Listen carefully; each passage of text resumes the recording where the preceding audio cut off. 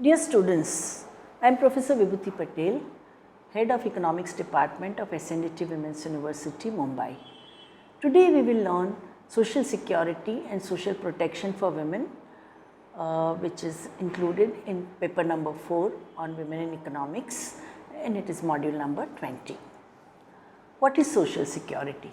If we go by definition of ILO, and I quote, the protection which society provides for its members through series of public measures against economic and social distress that otherwise would be caused by stoppage of or substantial reduction in earnings resulting from sickness, maternity, employment injury, unemployment, invalidity, old age, death, and provision of medical care and provision for subsidies for families with children.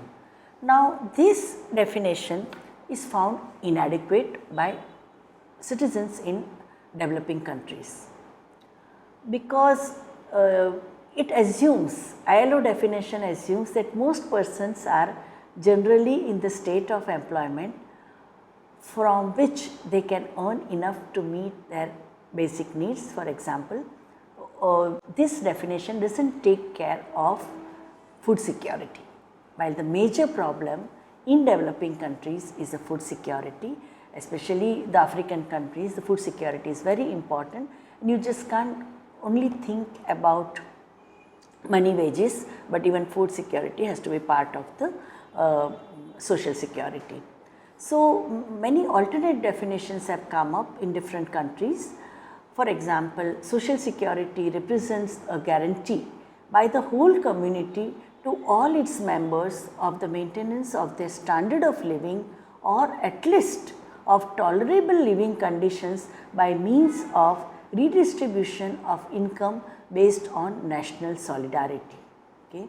Social security means support provided to the individual by the society to enable him or her to attain a reasonable standard of living and to protect the same from falling due to occurrence of any contingency. So, even if there are floods, or even if there is earthquake, even if there is a war, you ensure that they will get their food, clothing, shelter. Okay. So, any circumstances that should not lower the standard of living, these are the basic minimum needs which people should get. Third definition is that any kind of collective measure or activities designed to ensure that members of society meet their basic needs such as adequate nutrition, shelter, health care, clean water supply, as well as being protected from any contingencies such as illness or accident or injury or death or unemployment or old age, to enable them to maintain standard of living consistent with the social norms. So, social norms are very important, because say if you are a country which is basically rice eating, so at least you have to see to it that the population gets adequate amount of rice. If you are in a country where there is tremendous cold, the region which is extremely cold, so you have to see to it that everybody in the area gets any facility either to keep themselves warm, either with firewood or supply of electricity. So, according to the social norm, the social security interventions are decided. When it comes to social security for women, there are three major aspects that we need to keep into consideration. One is that the first aspect is protective. Protective aspect looks after preventing decline in living standards. Second aspect is promotive, the aspect of enhancing normal living condition. The third one is a requirement of income maintenance or income support.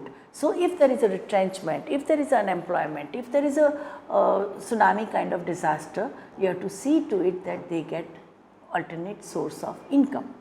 Social security measures are implemented through affirmative action by the state, by the community. You can have a social security by the self-help groups. Creation of self-help groups is a community based social security measure, or the NGOs can ensure social security, or employers can ensure social security. So, it is not only the state, but it is the non-state actors also play important role in guaranteeing social security. In India, the Constitution of India provides for social security through Article 38. The state has to promote social security through all institutions of national life. Article 41 demands that effective provision for securing right to work, education and public assistance in case of unemployment, old age, sickness, disablement and other cases of undeserved wants, they need to be taken care of. Article 42 of the Constitution talks about just and humane condition of work and maternity relief. Article 47 of the Constitution advocates raising the level of nutrition and standard of living and improvement in public health. Now, it is based on this provisions that you have currently, that right to food or right to education or right to nutrition and a right to better secure life. The entitlements for social security to ensure economic independence and risk coverage are also provided. Three important components of the concept of social security for women, where you are talking about promotional component which believes in improving the endowment of women, exchange entitlements and real incomes and social consumption. So, through public distribution system, by introducing so many other measures of enhancing the real income of women, and also by providing healthcare facilities, education facilities, nutritious diet, you promote the component of social security. In the preventive component that seeks to avoid deprivation in more specific ways when the economy is changing fast.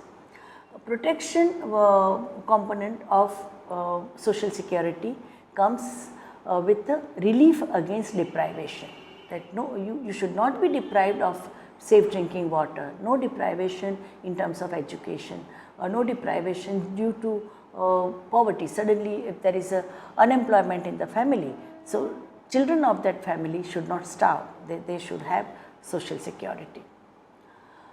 In Women Empowerment Policy of 2001 of Government of India, there is a separate section on social empowerment of women that aims to ensure social security for women in terms of education. Equal access to education for women and girls will be ensured. That is what the promise of the Women Empowerment Policy. Special measures to be taken to eliminate discrimination, universalization of education, eradication of illiteracy and create a gender sensitive education system. That means textbooks should also be gender sensitive, they should promote the ethos of egalitarianism. When it comes to health, the social security that Women Empowerment Policy promises is a holistic approach to women's health, including both nutrition security and health security, with a special attention for the needs of women and girls at all stages of life cycle. Earlier, population program would focus only on the 15 to 45 age group of women who procreate. But then women in the early childhood 0 to 14 age group were left out, and the elderly women no one would focus. But the Women Empowerment Policy says that throughout the life cycle of women you should provide social security. Strict implementation of registration of births and deaths would ensure, and registration of marriages as compulsory to effectively meet the problems of infants and maternal mortality. Women's traditional knowledge about healthcare and nutrition to be roped in for and also proper documentation to be created. use of Indian and alternative systems of medicine to be enhanced. And in terms of nutrition, the policy talks about in view of the high risk of malnutrition and disease that women face in 3 critical stages: 1, infancy and childhood, adolescence and reproductive phase, and focused on attention should be paid on nutritional standards of women at all stages of life cycle.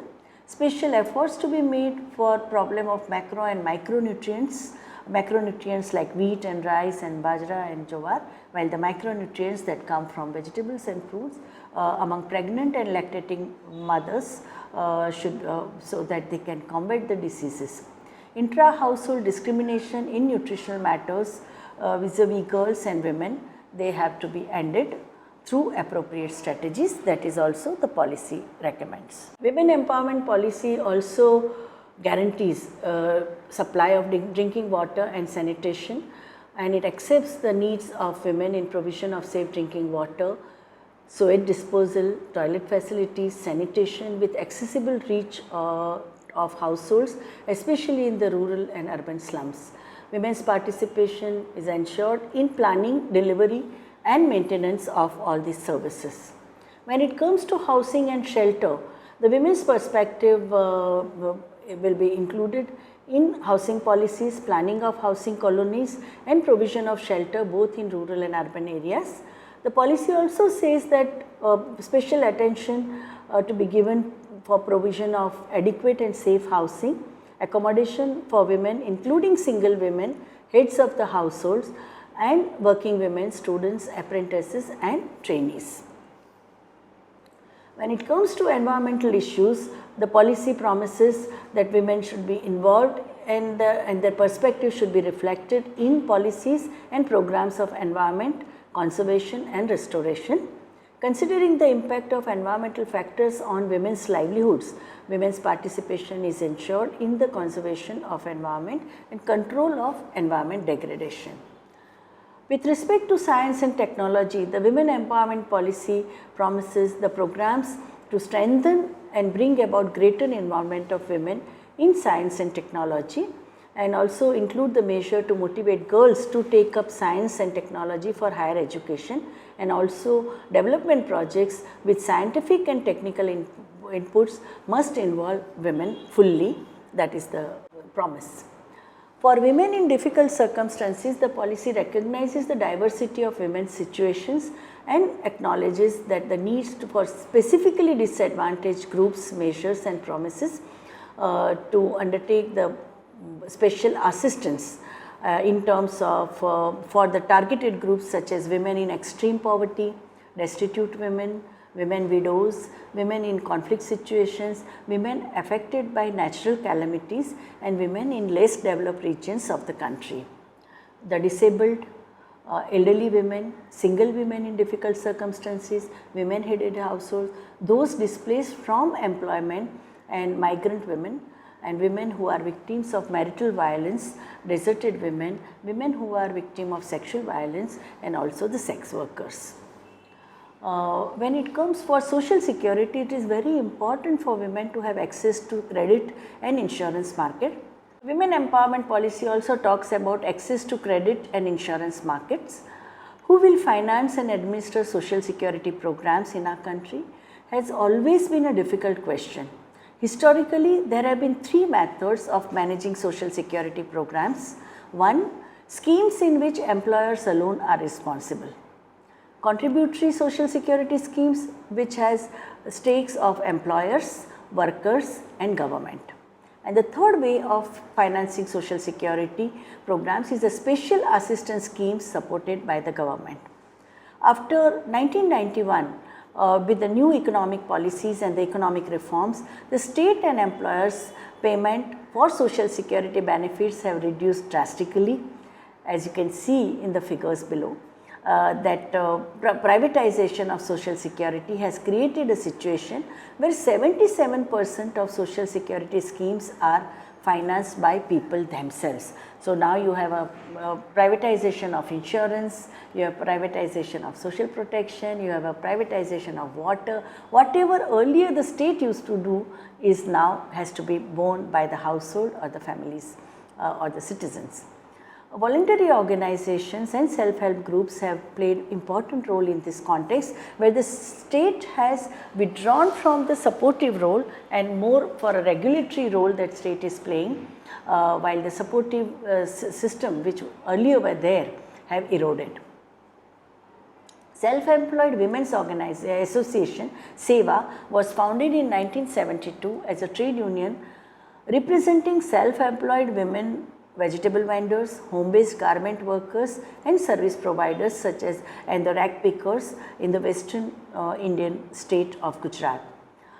It has since then taken on additional role as a Seva bank, cooperative marketing agency, service providers, educators and advocates for changes in the government policy. And I quote Seva's director, Madam Ila Bhatt, "Our strategy is to pursue women's rights through unionism and development through cooperatives." Quote complete. When Seva was formed, the women it represents were desperately poor despite working grueling 18 hours a day, in part because they were more vulnerable to exploitation and lacked protection to social security and minimum wages law. Seva organized these women despite many obstacles, including the fact that they had no identifiable employer to go or to protest against, because most of them were self-employed women. Soon another aspect of those women's plights became evident: their lack of capital.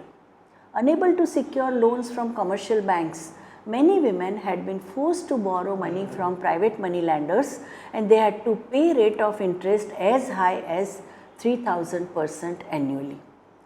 And Seva just decided to come up with its own bank. Women lacking in capital necessary to buy their own equipment were also trapped in the cycle of indebtedness. Rentals for sewing machine, for example, typically eats up most of the garment workers' earning. Today, there are indications that Seva has helped countless women escape from poverty. Seva Bank has opened 1,25,000 savings accounts, granted 30,000 loans, many of which have helped borrowers to increase their productivity and income. Political action is another element of Seva's multi-pronged approach. In one case, Seva successfully lobbied to secure tenure of women vendors on the city streets. Earlier, they were shooed away by the town planning department, but they said that women, where all the markets are controlled by the people with capital and most of them are men, women vendors should have right to, and women hawkers should have right to sell their goods on the streets of the Ahmedabad city. In a second case, it provided the Prime Ministers of India with a 5-minute video synopsis of a report on self-employed women, which had been which he had been too busy to read. Voluntary organizations like Seva, they provide voice to the voiceless women with regard to implementation of statutory provisions guaranteeing state stipulated minimum wages and implementation of Employment Guarantee Act 2005. Environmental issues such as provision of fuel, fodder, water, use of common land and wasteland by mass of poor and Dalit women, land rights of agrarian and tribal women, fight against deforestation caused by wood traders and contractors in collusion with forest officials have also been taken up by voluntary organizations. Still, labor market biases and gender discrimination are rampant in the country. Gender biases in the labor markets don't allow women to enter primary sector, which is characterized by steady and preferred jobs, high wages, opportunity for advancement, good working condition, stability of employment and a role in organizational structure. Majority of women are segregated in secondary sector characterized by temporary, self-terminating, unattractive jobs, and irregular work habits. Stigmatized groups are crowded into this sector with low pay, low chances of upward career prospects, low security of employment and bad working condition. Hence, women have flatter wage earning profile, and here comes the role of collective bargaining. Government of India instituted BD Welfare Fund that charges cess of 50 paise per 1000 BDs, has a fund of nearly 300 millions due to pressure from SEWA and Belgaum BD Workers Association. So, when BD workers who were completely helpless, constantly dealing with tobacco, getting a variety of illnesses like respiratory tract infection or asthma or cancer, they were totally protectionless, and because of the collective bargaining, because of unionization, they managed to get this cess. There has been a declining participation of women in the male dominated trade unions as women's concerns are neglected by them, and also due to inter-union rivalry which creates violence, use of abusive language, rent-seeking behavior of union leaders and hostility of family members when women become active in the union. Progressive unions have formed women's cell, women's caucuses, women's unit within the larger umbrella organization to deal with women's specific problems. Women employees oppose patriarchal structures within the trade unions, prejudice of male leaders who treat women as auxiliary labor force that can be hired last when there is a labor shortage and at the time of economic expansion, and fired first at the time of economic recession and whenever there is a high male unemployment. The division of labor within the unions that appoints men as leaders and women as supporters, that is also being questioned by young women workers. Unsuitable time and place of union meetings is also resented by women. In women's unions such as SEWA, women's role in collective bargaining is prominent, and we see reflection of women's aspirations and demands in the Charter of Demands raised by SEWA. Communal and casteist biases within the trade unions are questioned by women workers also in the educational program. The major limitations of trade unions have been their lack of concern for girl child workers. They have not done much for abolition of child workers. There are different child labor organizations working towards elimination of child labor, but the mainstream unions have not taken up the question of girl child labor or evils of dowry or a pre-birth sex selective abortions or violence against women or sexual harassment at workplace. If we review the legislations for women's entitlement, what we see is that India has a history of 3 decades of legislations for women's entitlement, starting with Equal Remuneration Act in 1976, which ensures women's equal opportunity, equal treatment and equal wages to women. But there are other important labor laws which affect life of women workers are Workmen's Compensation Act, Minimum Wages Act 1948, Factories Act 1948, Maternity Benefits Act 1961, Plantation Labour Act 1951, BD and Cigar Workers Act 1996, Contract Labour Act 1970, Bonded Labour Act 1976, Equal Remuneration Acts also 1976 and Migrant Workers Act 1976, Child Labour Prohibition Act 1986, Legal Service Act 1987 and Prevention of Sexual Harassment at Workplace Act 2013. Strict enforcement of all relevant legal provisions and speedy redressal of grievances must be ensured with a special focus on violence and gender related atrocities. Measures to prevent and punish sexual harassment at workplace, protection of women workers in the organized as well as unorganized sector, strict enforcement of relevant laws such as Equal Remuneration Act and Minimum Wages Act must be undertaken.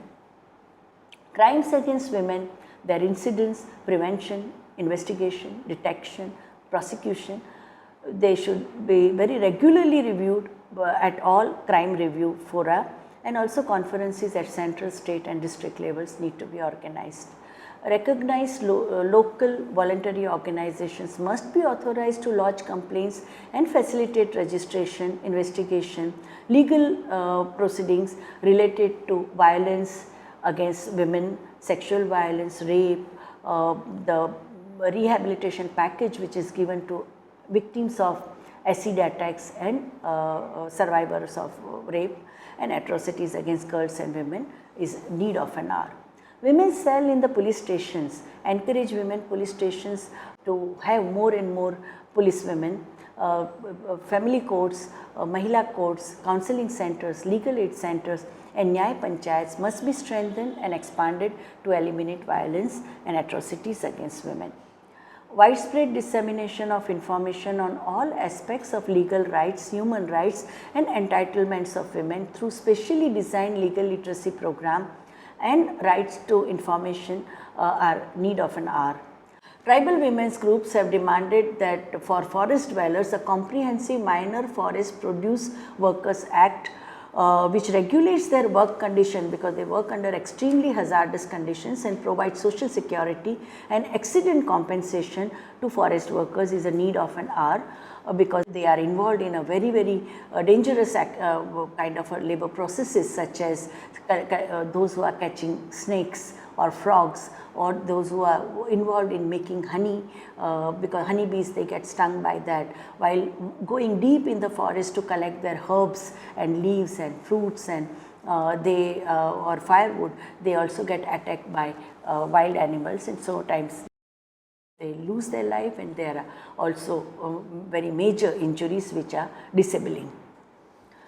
International Labour Organization has demanded from the nation states that the Convention 183 concerning maternity protection be ratified as soon as possible. India has done ratification recently.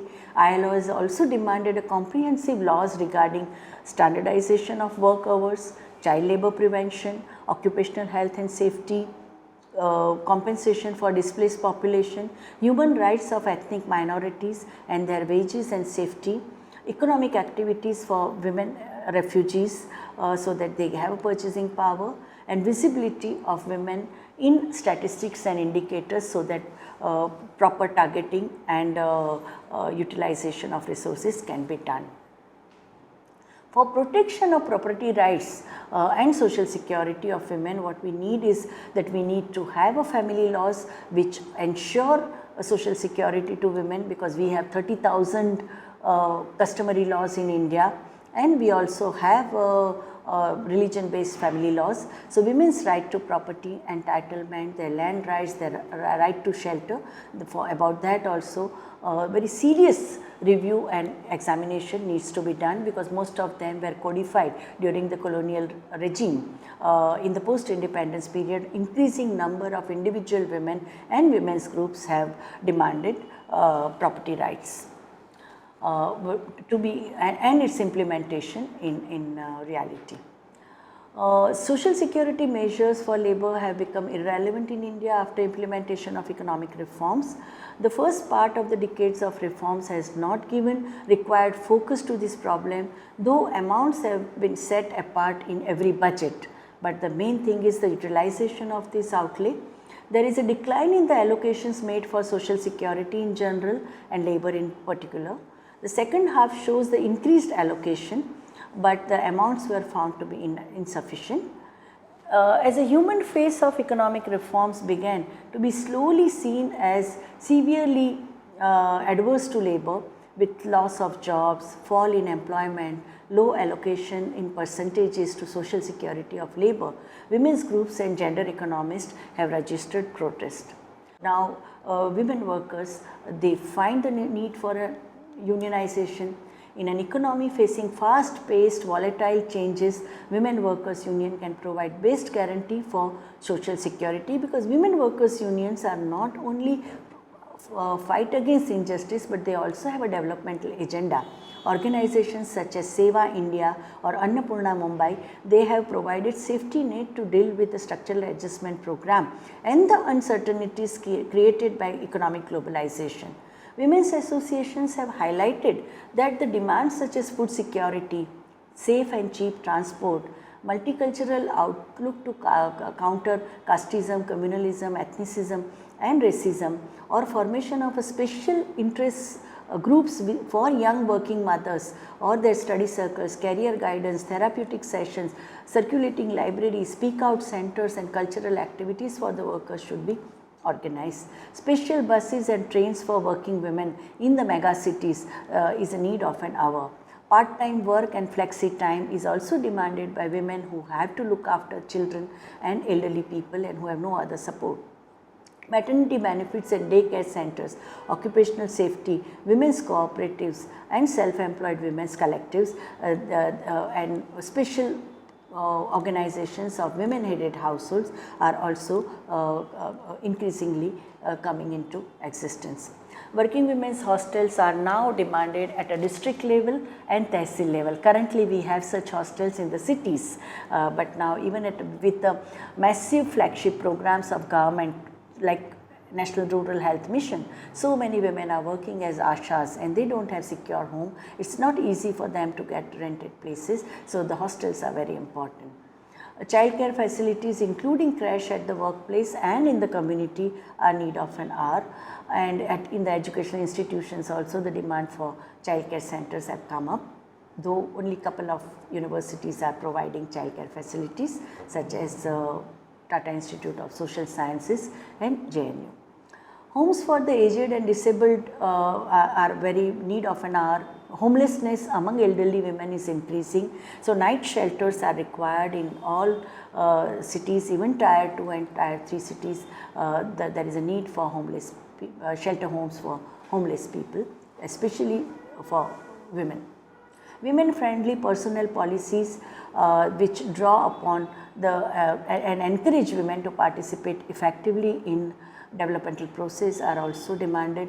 Policy also talks about the women empowerment policy has talked about the important role played by women in electronics, information technology, food processing, agro industry and textiles, and comprehensive support in terms of labor legislation, social security and other support services such as infrastructure is demanded.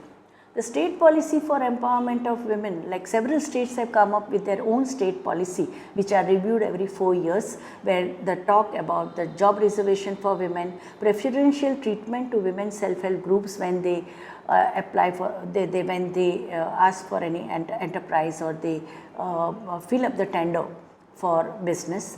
1/3 representation of women in all decision making bodies of governance, some states have implemented that, and mandatory formation of grievance cell by the employers to combat sexual harassment at workplace or any covert or overt sexual behavior, lewd remark or physical advances against women employee by male colleague or a boss as a punishable offence, that is also the part of social protection.